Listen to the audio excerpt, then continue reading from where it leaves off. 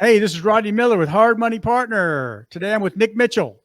Nick Mitchell is a local real estate investor here in Oklahoma City. He's been in business about a little over 3 years. He owns Hero Investments, specializing in wholesaling properties here in the Oklahoma City Metro. Nick has done over 200 house deals in the last 2.5 to 3 years. Welcome, Nick. Hey, thanks, Rodney. Thanks for having me on the show. How you doing, buddy? I'm doing good, man. Just busy, just making the calls, implementing everything, building out a lot of systems and processes right now too. So it's a lot more simplified. I'm guessing if you're going to do 200 houses in a few years, you have to have some decent processes in place, correct? You can't just do that willy-nilly. It's got to be a thought-out process. Yeah.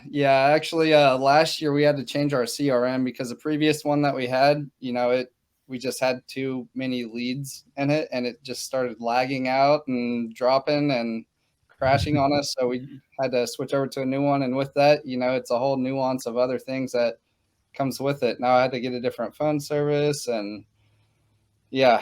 One thing. Yeah, you're growing then. That's a good sign that you're that's a good growing pain you've got.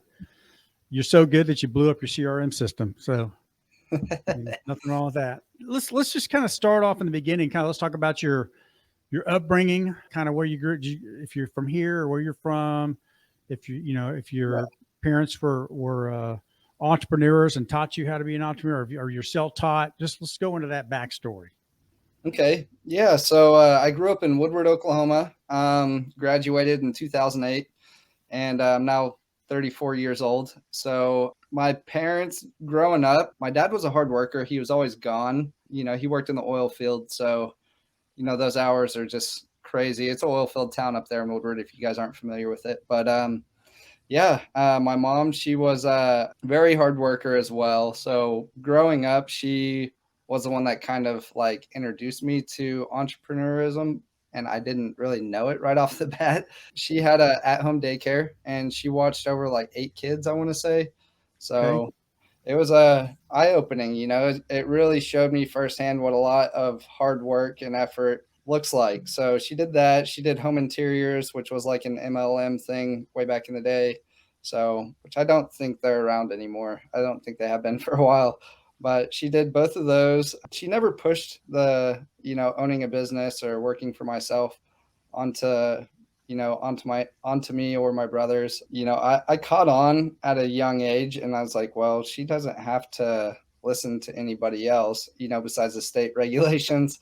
She can run it how she wants to. So kind of gave me the bug for that. And, just growing up out there, it was wild, it's country living for the most part. It was a little town. We had like 12,000 people out there, but we lived on the outskirts of it. So we're always causing havoc, Growing up, I made good grades and everything. Then, in high school, I found out what partying was and had a great time and watched my GPA kind of drop. And then I didn't get into the state college, and, which is okay. I think it was probably for the better, blessing in disguise.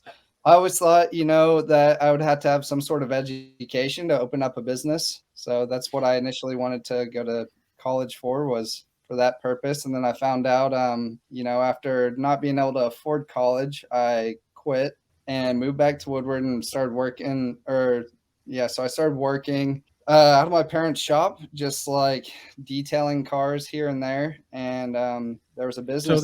So your parents had a shop, so more entrepreneurialism in the family, right? What kind of shop was it? Well, it wasn't for work or anything. It was their personal shop. Okay. I got you. Yeah. So I was driving people's cars out there and detailing them, and charging $100 for a full day's worth of work. I didn't know my prices, obviously. Yeah. Efficiency at the time. But I did that, and I found out that there was a company in town that was going to sell, and I went and talked to them, and I was like, hey, you're trying to sell this? Like, I'm interested, but I don't have like any of my college education for like running the business. He's like, dude, you don't have to have that. And I'm like, are you kidding me? So there goes all of my ambition for wanting to go to college just went straight out the window. Poof, right there. Gone. You don't need it. Yep. Wow, that's cool. Exactly. So from there, I was like, okay, well, how can I get into this? So I was trying to buy his business, and then he found out, my parents weren't backing me with the money. It was all going to be on my own. He backed out on that. He didn't want to do that. And instead, that kind of irritated me, which is crazy because this guy's like one of my good friends now. It irritated me enough to where I was like, I got to figure this out. And I started researching and doing everything I could online. I'm looking up like high-end detail schools, blah, blah, blah, all of this. And I find these ones that are out in California, and one like really intrigued me. It was called Right Look. And then they had some other courses on there. One of them was paintless dent repair. So I called them up. I was asking them about the detail stuff and asking them about their interior repair, doing the car wraps, all that kind of stuff. And then I was like, what about this paintless dent repair stuff? And they're like, well, that's not for everybody. You got to have a lot of patience and high attention to detail, but you can make a lot of money at it. And I was like, that's what I want to do. I don't care. I So want to make a lot of money. yeah. So I had my car paid off at the time. So what I did was pulled a lien out against it and put myself into school out there, and went through a week worth of school to learn how to do paintless dent repair, and then came back and I had no idea what to do. So I waited for my tools to come in and just started practicing. And it was a matter of 2 weeks. I felt like, I was decent enough. My dad's like, okay, now you need to go get some work. And I was like, well, how do I do that? And he's like, well, you're going to have to learn sales, son. So that's what I did. I went out there and I started talking with these dealerships, and I was like, hey, look, I'm doing paintless dent repair. I know I haven't been doing it very long. I've only been in it for, about a month now, but I will take my time and effort and energy to really work on these things and get it done right for you. Just give me a shot. Let me do a job for you for free. Like, go out there and point a dent out that you guys want taken care of. I'll come in, Nice. I'll knock it So out. you offered your service, you offered value for free, and Yeah. to get your foot in the door. That's very smart for a young guy. Yep. So from there, my tools all got stolen. So I came to the city to work for another company. It didn't pan out right, but I was able to save up enough money to buy another tool set, move back out there to Woodward, and start building up, a route, what we called it. So I was going around hitting up these dealerships, started building it out. And one thing I did learn from that company I came to work for was one of the salesmen that worked for him. He's like, it's all about repetition. And then you got to talk about the things that the people want to talk about, finding common grounds. So, I go in there and do my quick little pitch. If they have sports stuff on the wall, talk a little bit about sports, even though I know nothing about sports. Or, cars, of course, them being dealership owners. That worked out really well. So I started to go and walk into these places and start offering my service. Then I went from one dealership to 2 to 4, and I wanted to continue to expand it out. So at that point, I'm like, okay, well, I need a more strategic method. So what I would do is look up all the dealerships within each one of these towns that were within an hour radius of my hometown. And then I would go and just Google search everything I possibly could over this and find out who the owner was, what their face was, who their management was and what their face looked like too. And that way, whenever I was walking in there, I could ask for so-and-so and just walk up straight to him. Oh, hey, there he is. Let me go talk to him. So, Wow.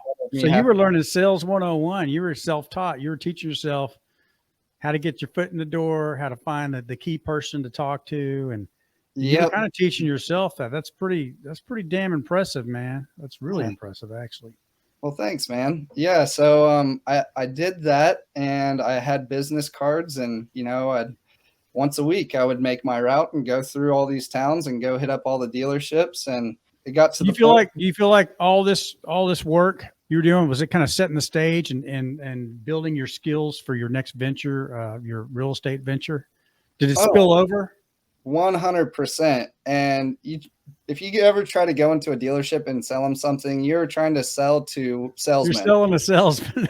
Yeah. So it definitely will sharpen your skills. But it got to the point, walking in there and they're like, oh, this guy again.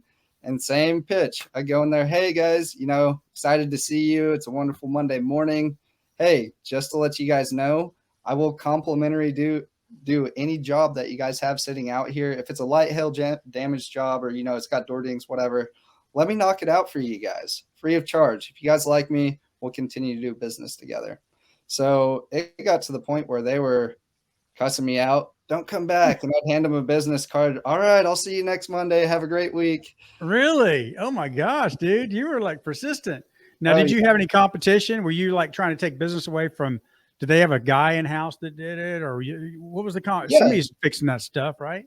Yeah, there was competition, but they weren't, the people that were taking care of them weren't on top of it like I was, you know, and I was providing weekly services to these people where they were only coming in like once every other week or once a month. And if they had like an emergency job, you know, I'd make sure, you know, in the evening, I'd drive out there, knock the job out for them, and then, you know, come back home. It's 2 hours out of the way and it might take, you know, an hour long to do it. So, you know, I might stop working at 9 or 10, but it really helped a lot with my sales skills and my persistence, and, you know, just learning the grind on do whatever it takes to get it done. So my close ratio on these, if I initially would have just walked into them and handed them the cards, I would have been like 10%, but I ended up working for about 80% of them because I was so dang consistent with it.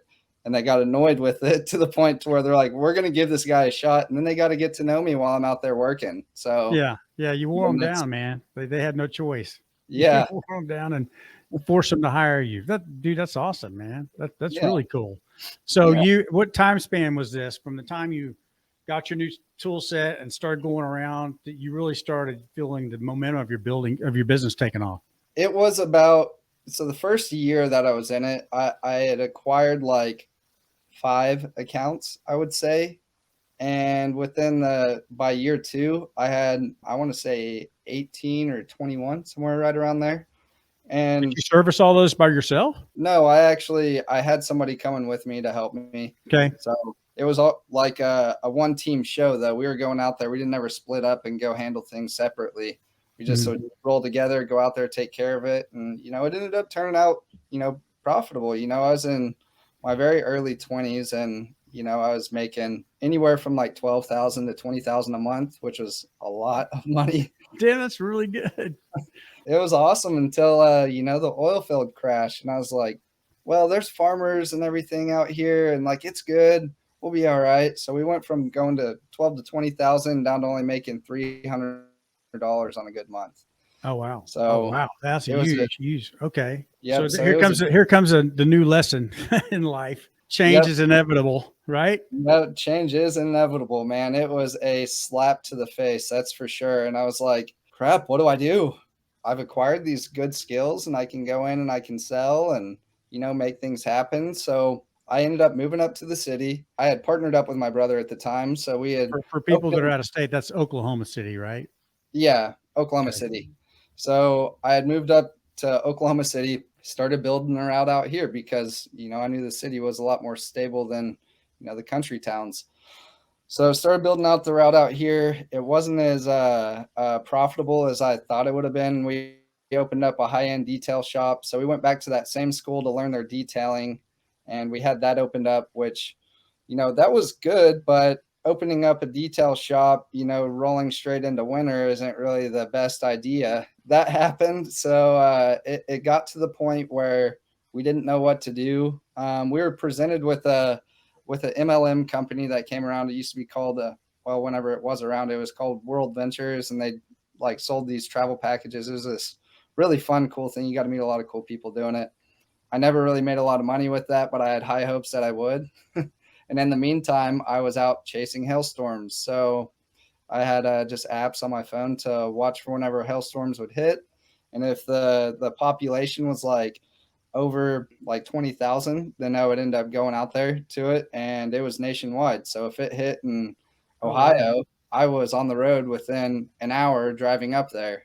Damn. Did you take a team of people with you, or just you, or, you know, I'm sure there's plenty of work when you get there. Yeah, it was me and my brother, and then we had one other guy that was like our employee. He was working with a subcontractor, and we'd all travel together to go out there and, you know, start working and knocking things out. Man, it was wild. And I came to learn, like, that's great money when it's there, but you don't have a life. And I have kids, I have 2 kids. I never got to really see them. And Yeah, money's not everything. You got to start looking at your lifestyle, and you don't have a job, but you're still trading dollars for hours, right? I mean, you're busting your ass to make your living, and you're away from your kids and all that. So there's more to life than money, you know. yeah, 100%, 100%. So it was like really starting to like wear on me a lot. And, everybody is in real estate. They're like talking about the crash that's coming and like how scary it was in '08, and everyone's like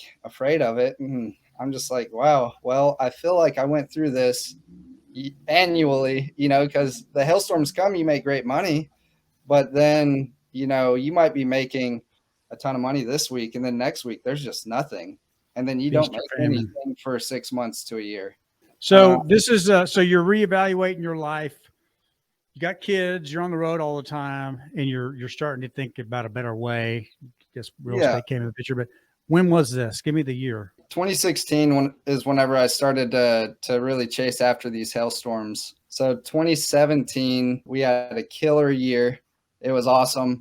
Someone that I had working with me, we had a falling out. It ended up costing me a lot of money. It cost me like $70,000. So that's how I ended that hail season in 2017. It was great, but then I just lost 70 grand. From there, I got into a bad relationship, and sales is like a mental thing. You got to be in the right mindset for it. You got to be able to be hungry, stay hungry, have that positive attitude, or it just really doesn't work well. So what had happened following that is I ended up losing everything, going homeless, and I lived out of my car. Oh, And damn. Well, yeah, that story took a turn. yeah, Wow. yeah. So I was living out of my car trying to find hail work, but I had that toxic mindset because I was around the wrong people. Sure. So Sure. 6 months I was living out of my car and sleeping in it and parking lots and getting kicked out in the middle of the night. It was restless. And, there's a period there where, I couldn't find work to really even pay for anything. So I was waiting until, late at night. Walmart rolls this like discount rack out into the middle of the aisle. It has, the bread on it, and I'd buy a loaf of bread for 67 cents, and that would feed me for 3 days. Wow, dude. But Wow. So, man, that's pretty dire. So, let me yeah, back up for a second. So, I don't understand. So, car lots have dings on their cars. You could have found some business. Was it your mind? Were you just were you in a bad mindset? I mean, you kind of mentioned that it was, before. Were yeah, you just down and just it was, like F yeah, it, and you think it's a lot of mindset, or you think there was just no dents out there to go service, or what do you think it was? Or you were like beat up from that $70,000 hit you took? I mean, it was a lot of it, So, the person that caused that, they were very close to me. So that was like another issue with the $70,000. So it put me in a toxic mindset along with being around toxic people. It was 100% all in my head. I knew Yeah. there was work and I was going to where the work was, but I couldn't get the sale. Yeah. And it was, I just didn't have, people sense energy. They can sense your aura that you put off. Isn't And that whenever, wild, man? It's really you putting off energy yep, and your vibe you're putting out to these people. It's the same, you're doing the same thing, but maybe with less energy, or you're just not, you don't have the gusto you had in the beginning, and it changes everything. That's crazy, man. yeah. Yeah, it was nuts, man. So I was traveling all over the country, living out of my car, and then doing small jobs here and there that I'd managed to wrangle up, but it wasn't any big jobs that I got from that. So end of hail season came around, didn't make any money, and I went back to Woodward. Was crashing on my parents' couch, and at that point I started working for my buddy that I initially tried to buy the detail shop from. He had reopened another detail shop at this point because he'd already sold that one off, opened up this new one. I started working for him, getting in there, just doing whatever it took, and it wasn't a lot of money. I'd make like $400 a week, but it was something. And staying at my parents' house, I was able to reserve a lot of that. So from there, I had a little bit of a cushion, had like $2,000 that I had saved up. I moved back up here to the city, and I was renting a room out from one of my buddies up here. So that cost me $400 a month to do that. And I just started going out here and setting up the accounts again. And I was like, this really, really, really sucks bad. So um, this is rolling into 2018. By the end of 2018, I was so sick and tired of doing any of this. I had found a body shop that I was doing a lot of work with. And my buddy that we had working for us before, whenever we were out chasing hail, he came to work with me on this deal. And, we're working through it like this hailstorm. It's great and everything. And then out of nowhere, I get a call from him, and he's like, "Hey, I've formed a business relationship with the body shop owner that you're doing all the work with. I'm taking the account, and I'm taking your other accounts too, because I've managed to get in there with them." So Jeez. that's how that ended. I was like, "Screw this!" And I see one of my buddies just crushing it in real estate, and I start hitting him up. I'm like, "Dude, what do I need to do?" And he's like, "Show up to this next meeting." And I'm like, "Okay." I show up to the next You one. want to name names who the buddy was? Yeah, his name was Jackawan. Oh, Jackawan. Jackawan. Yeah. Okay. Cool. I've interviewed Jackawan. And he's like, "Okay, well, if you want me to train you, show up to this next meeting." I was like, "Okay." And this went on for like 10 times. And I was like, "Dude, I'm showing up to all these meetings. Like, when are you going to start training me?" He's like, "Save up $10,000, which I did that. Went out there and found some hail jobs spread out. Because this is whenever the hailstorm came through in 2018 here in Oklahoma City, North Edmond area. Gotcha. So I was finding these hail jobs just here and there. And I saved up this extra $10,000 and I hit him up and I'm like, "Okay, I have this now." And he's like, "Okay, come to this next meeting." And I'm like, "Dude, okay." I go to the next one. He speaks at it. And I was like, "Jack, you're either going to train me or I'm going to find somebody else that I can make a lot of money for." And he goes, "Okay, I usually don't train friends, but you leave me out no other option." So, I had to twist his arm a little bit to get him to train me, and yeah, that's how it all started, man. So since then, I did like 4 deals with Jack as he was training me, and then he pushed me out of the nest. So it's like, okay, well, I gotta fly. There's no other option. So I started. Or just didn't really start, but continued my marketing campaigns that Jack helped guide me with, and then just expanded my knowledge and expanded my network and just kept growing and growing and growing from there, and found who was my previous partner. I recently just bought him out, but we had an awesome partnership together. So found him, we formed this partnership, Hero Investments, and really ran with it. So from there, we invested a lot of money into education. We joined some mastermind groups, and just networked as much as we could, learned as much as we possibly could, and implemented as much as we possibly could. The following 2.5 years that we were together, we did a little over 200 deals, and yeah. And then like I said, I just bought him out a couple months ago, and he's happy. He's spending time with his family. So, and is he going to stay in the real estate business, or is he? No, he wanted out. He wanted out of the real estate business. Really? Is he going to the dent repair business? No, definitely not. He's already really successful outside of real estate. So gotcha. He really didn't need it. It was more or less like a hobby to him, which I didn't know until the end of it. Gotcha. So I mean, you were doing a lot of the work, I guess. This is your full-time gig, right? Yeah. It was supposed to be equal. We're equal partnerships, equal in on the money we put in, equal in on the amount of work we put in. But yeah, it was just rock and roll. So primarily focused on wholesaling, and then we started doing buy and holds, and we got up to the point where we had 14 properties in our portfolio, which we didn't know what we were doing with the buy and holds, and we didn't know how to source contractors or any of that. And that's whenever we joined the mastermind group, was whenever we started figuring that problem out. Yeah, tons of money spent and interest for hard money, which you would have loved to have lent to us then. We made these guys killing. Yeah, I bet. But yeah, it was good, man. So we built up this portfolio, then we started selling them off to keep it going, and then it became like, okay, now our wholesale fees got to all flow over into the buy and hold to keep it going. And then it got down to where we had 7 properties, and at that point he was like, "I just want out. This is exhausting." was like, okay, no worries, I'll buy you out. So I bought them out, and then we liquidated all of the houses. We have 2 left to get rid of. But yeah, it's been Cool, man. rocking Well, and rolling. onward and forward. So you're still Hero Investments, I see, and just tell me kind of just fascinating. You know, you were down on your luck, and then you save up 10 grand, and then you're back in business. So if somebody wanted to learn how to explain what wholesaling is to people, because some of the people that watch this are young folks, and they're looking for, maybe they're a high school graduate and they're looking for something to do with their life, and they might not want to go to college, but Yeah. explain wholesaling and how, why it's such a great way to get into real estate and to get into business in general, because there's just not a ton of money involved or needed in the Yeah. beginning for the most part.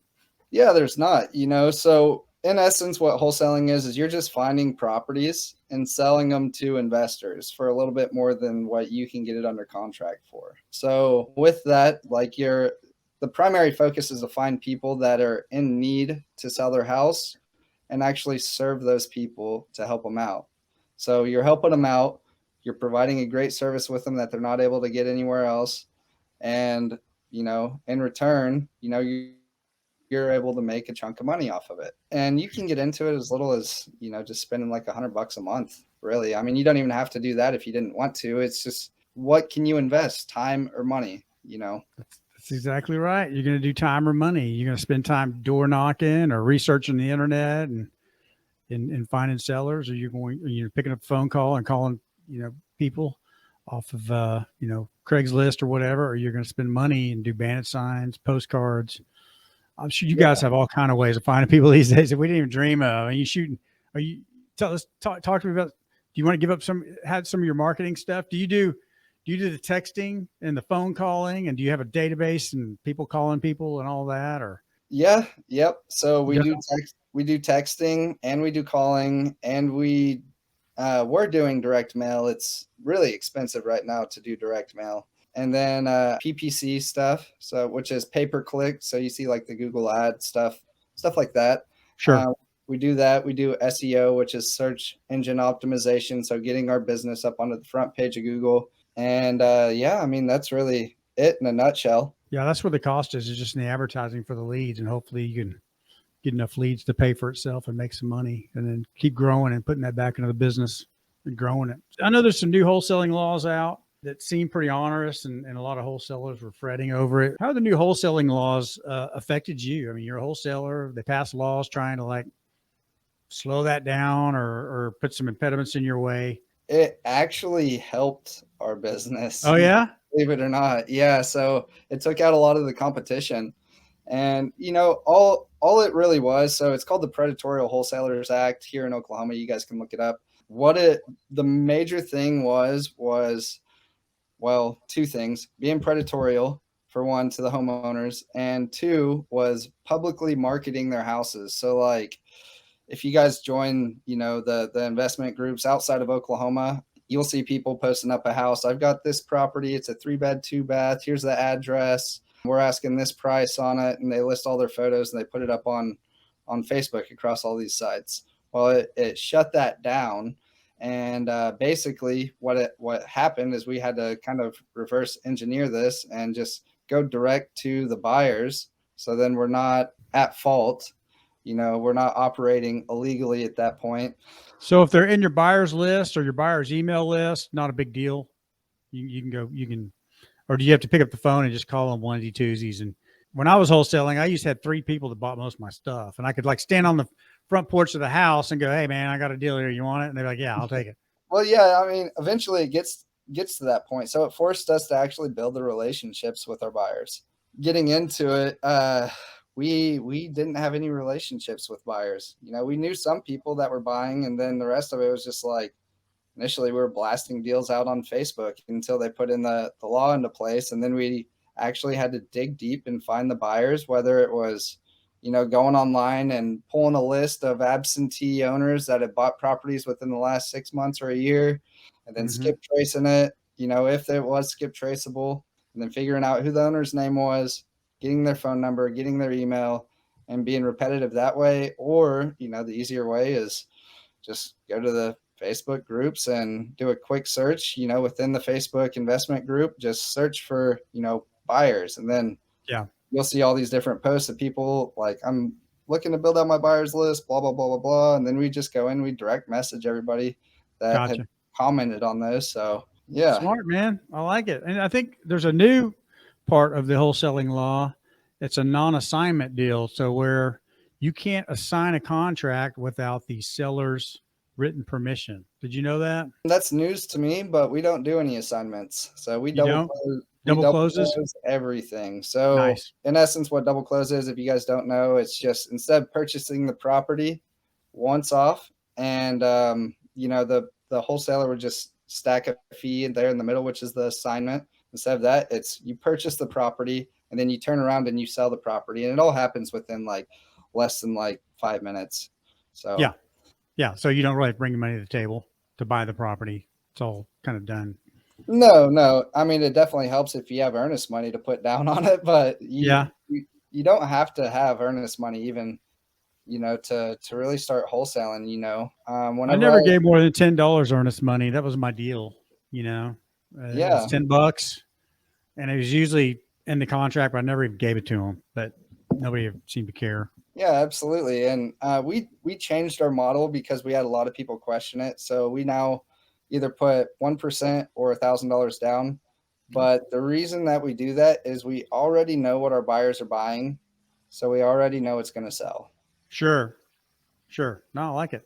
So, Well, I was worried about title work coming through. You never know what's going to have like a lien on it or something. So I didn't want to, I guess you can give it to the title company. I just didn't want to hand them, a bunch of money up front, Yeah. Sometimes I give them a $10 bill and make them initial or whatever, but yeah. And we just set up an account with the title company to where we have a revolving credit in it that we use for earnest money. So they hold it in our own escrow account up there. So okay. Pretty nice. So, okay. Nice. Well, so what's your plan, man? You going to be a wholesaler the rest of your life? Or are you going to branch into other areas? Are you going to get back into buy and hold? Are you going to look at, commercial property? Where do you see yourself in 5 years? Man, well, in 5 years, I would like to be making about $50,000 a month passively. So I want to build out my residential portfolio, of course, build that up big enough to where I can possibly do like a 1031 exchange into something bigger. But I want to do that, get into the multifamily stuff through that, start knocking down some land deals and some storage unit deals and, see where things go. But yeah, that's really, that's the ultimate goal as far as the real estate stuff goes. It's not my passion. I wouldn't say isn't real estate itself. It's helping people. So, for many, many years, I've had this dream of, opening up a school and then being able to, in essence, like franchise it and build it out. But it's all going to be a nonprofit, and it's going to redo the traditional ways of teaching, because how school teaches you is, you go there, and if you show up late, then, you get the tardy, it's reprimanding you for the wrong things or reprimanding you for, not getting the right answer, instead of actually teaching you how to optimize where you're most creative and you learn the best. That's really what I want my school to do. So then in turn, it'll start kicking out more entrepreneurs, more visionaries, more leaders, more people that's actually going to change the world and change humanity. I love that. That's a big vision, man. That's a big goal. I like that. I told Jack, Jack, you're such a good teacher of this stuff. You need to start teaching people. I think there's just a lot of kids getting out of high school that are kind of lost, don't know what to do. Don't really want to push a broom at Subway the rest of their life, but they're not crazy about going to college. And, there's that gray area in between, what do you do? How do you become an entrepreneur? How do you learn to be self-sufficient? How do you gain ultimate freedom by, because not everybody has, mom or dad or mom that has a daycare center or whatever, they can lead by example and show you. So how could you show people, teach them how to think differently? Because it's a different mindset that there is a third path. It's not college and a job or no college and a job. You can work for yourself. Well, I mean, there's core beliefs and core things that you need to actually implement. first off, what I would suggest is, the majority of us use our phones for our morning alarm to wake us up, right? Okay. Well, instead of us rolling over and hitting snooze, move that phone across the room. So whenever it goes off in the morning, you're up. You have to get out of bed. And at that point, you're going to be already in motion. So it's a non-negotiable, quit hitting that snooze button. After you start getting some success with, entrepreneurship, then you can bring the phone back over closer to your bed, hit the snooze button. But until you really start getting traction, that's the first thing I would suggest. Google any of the local meetups that you have. There's a great site, meetup.com. You can go on there and search for entrepreneur groups. You can go out there and, a ton of these are free too. So you can go and meet these people, and they love to be able to pour into new people if they're going to these meetups. So really cool thing. So it really helps guide you in the right direction. So first thing is being disciplined. Second thing is being consistent. So if you can get those two things down, then you're on the right path. And then the third thing is stop limiting yourself to having this cap. Like, man, $20 an hour is great. Like, yeah, it's great whenever you're making $12 an hour. But whenever you're making that $20 an hour, guess what? You might get comfortable, sit back. You're like, this is awesome. Instead, like, remove that mindset from you and understand, you can have as much as you possibly want as long as you put the effort into getting it. Exactly. And it's not about the money. I know doctors that make $500,000, $750,000 a year that are fucking miserable. They are not happy people. Yeah. And they've been doing the same old shit for 10, 20, 30 years. They're starting to get older in their 50s. They don't have an escape plan and just not happy. So it's really not about the money. I'd rather be free and broke or poor than rich and miserable. So it all starts with what you want to do and what gets you passionate about. Some people don't get passionate about business. Some people want to have a job, and want to be comfortable. But for, a segment of the population, they've got a passion to do more. But don't put the money first. Always put your passion first. But those are good, man. Discipline's super important. Yeah. Discipline is number one, man. With discipline comes freedom. You got to be disciplined. Absolutely. Before anything else is going to work. Absolutely. And, learn, or you need to learn to love learning again, because how we're taught in school, it sucks. Like I said, mentioning what my actual dream is, like, we're taught in a way that we don't like to be taught for most of us, so like ever picking up a book again after high school, most of us haven't done that. Yeah. But and that's where the real education starts. Yeah. The real education starts after high school and college. I didn't learn anything. I have a college degree. I can tell you, I didn't learn anything in college. Yeah, absolutely. That really helped me in my life. Everything I've learned that's made me money or made me more at peace with myself or, improve my quality of life is all education I've gotten after school. And I had to go find it, and it was either seminars, it was traveling around the country, it was buying books, watching YouTube videos. And there's so much free information out there now. You start with YouTube. There's tons of anything you want to learn. It's on there, man. You can learn it. So yeah, absolutely. And you'll learn, one of the basics is starting to manage your time. That is one of the most important things, is managing your time. So that's why I said, move that phone across the room. That alarm goes off, you're up. You're managing it. You're starting it out the right way. Sure. Your structure. And, for me, whenever I first got in, I had my paintless dent repair company opened up, and it was a year after I'd initially started it. I started surrounding myself with some other people that are entrepreneurs, and they had me read a book called The E-Myth. So that was my first book to read. And then right after that was Rich Dad, Poor Dad. Rich Dad, Poor Dad. Yes, sir. And then right after that was How to Win Friends and Influence People. So those first three books right there really taught me a lot. That one, How to Win Friends and Influence People, was hard to get through because it's so big and it was made a long time ago. So yeah, it's an old book. It's not real exciting, but it has very, very valuable information in it.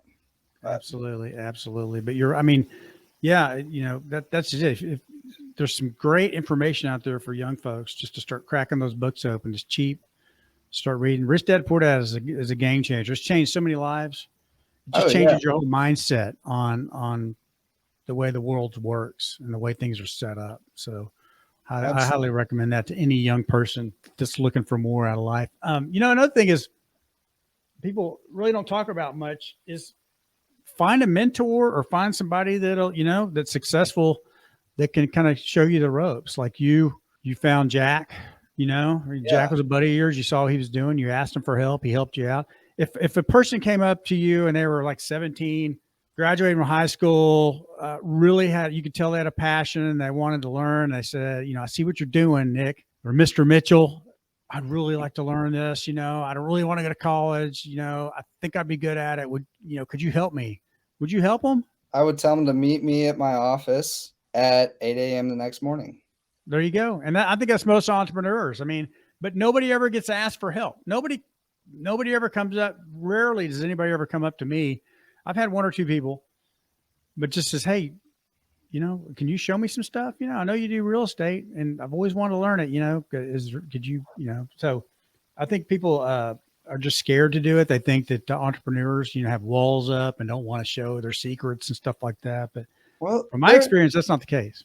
there are some people that are like that, but it's a numbers game, and that's the first part of really learning entrepreneurship is knowing it's a numbers game. Yeah. If So the you first person have says to, no, go to the next one. Right. yeah, exactly. So most entrepreneurs find it very flattering if you were to go up and ask them for help because they see what you're doing. Like whenever someone comes up to me and is asking me for help, like my eyes are lit up and I'm just pouring into them, telling them everything. And, Sure. yeah, do this, do that, blah, blah, blah. Like if you really, really want to learn though, show up in my office the next morning. My office happens to be at my house now though. So show up to my house tomorrow morning. Yeah. So And don't be late. Be on yeah. time. Set that cell phone across the room. Excelente. Well, we've covered a lot of stuff. I like the books that you put out there. I think the books are a big deal for getting folks started and the thinking of getting that mindset going for entrepreneurship. And Yeah. what we kind of cover what young people should do if they want to like become entrepreneurs. If they're stuck and they don't have somebody at home that can show them how to do it, or they don't have a close family member that can lead by example or whatever, how to get it started. And I think that's it. Find people that are doing what you want to do and jump in that group. Don't be scared. People are pretty Absolutely. welcoming in these groups. Find, if you want to flip houses, tons of real estate investor groups, meetup groups. They're free. Plenty of entrepreneur groups that are free. If you want to learn to invest in stock market, there's plenty of groups that are free. Yeah. And then all the YouTube videos, that are out there with all the good information and all that. So this is a day and age where you can't use the excuse that you can't afford the information because there's just too much of it out there. So Yeah, absolutely. And like even you don't like reading, get audiobook. So Audible is what I use. It costs me $14 a month, and I'm able to get one book a month every single month. And now I've got a collection of like 30 or 40 books within Audible. And I just set it, to where it comes on whenever I get into my car. And whenever I'm driving around anywhere, that's what I'm listening to most of the time. So yes, sir. What are you listening to now? Extreme Ownership by Jocko Willink. I've got it. I got an Audible account too. I like to listen to my stuff. Yep. I'll So read a little bit. I just got this book in today, Immersion, The Science of Extraordinary and the Source of Happiness. I'll read some and I listen to it a lot when I'm driving because I drive a lot. So driving around and learning is the best way to learn. yeah, So absolutely. listen to radio. You're killing time, but do something productive and listen to something that'll make you a better person. Well, you can't really Sell or be sold. I think I've Sell or Be read Sold. that years ago. This one. There we go. Average Sucks by Michael Bernoff. Okay. Do you like it? Is that a good book? Yep. All right, I'm gonna put that on my playlist. Oh yeah, it's killer, man. Cool. It's killer. I don't know if he has any stuff up on YouTube or not, but if he does, go check him out, man. This guy can captivate an entire audience and keep you engaged for like hours, which is, very, very impressive, seeing how most people's attention span is about 30 seconds before Sure. their mind starts wandering. Absolutely. So, Absolutely. and he teaches you that through him going up there and, speaking. So it's pretty cool. Nice. He'll start elaborating it on later on his speeches. If you ever get a chance to see him in person, definitely go check that guy out. Okay, I will. I'm gonna look him up when this is over with. I'm gonna probably order that book and probably watch some YouTube videos of him. I'm always looking for new voices. So Nick, if somebody wants to get a hold of you, how do they reach you? You can reach me on Facebook. You can shoot me a text. Phone number is 405-519-4192. Shoot me an email. My email is nick@herohomesokc.com. The best way is probably going to be adding me on Facebook or shooting me a text. My email just gets overwhelmed with a lot of stuff, so I might end up overlooking you guys' stuff. But yeah, if you guys need any advice or anything, feel free to reach out. I'd be more than happy to, share a little bit of time with y'all and point you in the right direction and, figuring out where you guys are and where you want to go. And if there's anyone in your market that you guys can actively learn from, I'll definitely get you guys connected. So wonderful, Nick. It's been a pleasure talking to you. Enjoyed having lunch with you. We need to do it again very, very soon. I'll probably see I'm going to start hitting some more meetings. I'll probably see you. I think you're at most of them. I see you out a lot. So I'll keep an eye out for you at those things. But I try to get out to more of them. I'm a little bit of a workaholic though, I'm the same way. I haven't been to one in years. I need to get active and get back into them. So I'm making a plan on getting back into it. So thank you, sir. I appreciate you. Folks, Hard Money Partner here. We loan money to real estate investors. If you don't need us, no big deal. Just watch our content and enjoy it. If you do, we're here for you. Give us a call or look us up, hardmoneypartner.com. Rodney Miller, and we're out.